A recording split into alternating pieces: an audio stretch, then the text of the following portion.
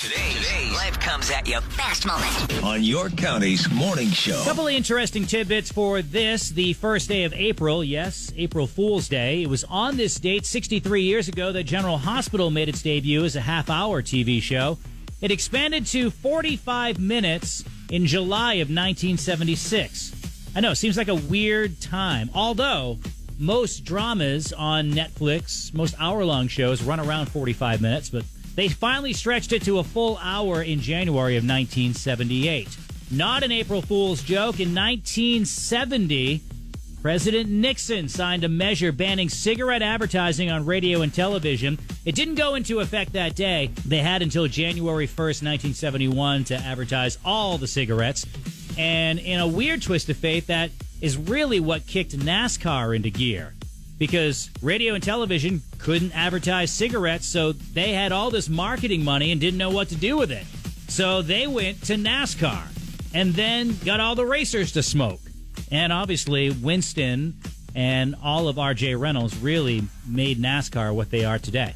Tragically, on this date in 1984, the great Marvin Gaye was shot to death by his own father, who pled guilty to voluntary manslaughter and got off with probation.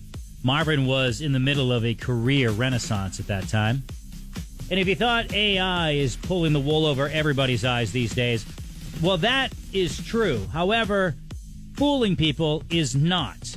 In a great April Fool's prank in 1985, Sports Illustrated, back when it was, just magazines, claimed a rookie pitcher named Sid Finch was planning to play for the Mets, and that Sid could throw 168 miles an hour.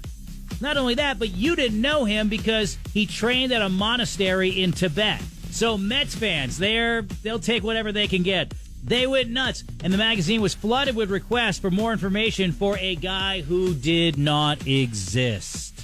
While that's funny, this isn't. 34 years ago, Billy Idol pled no contest to punching a woman in the face. And 30 years ago, in a classic modern-era April Fool's joke, Taco Bell said they bought the Liberty Bell and were renaming it the Taco Liberty Bell. People bought the idea, were fooled, and were outraged.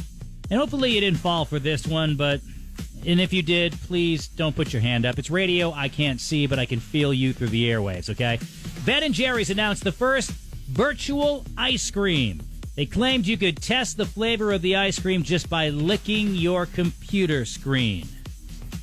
And whether you did or whether you didn't, you just keep it to yourself. York County's morning show.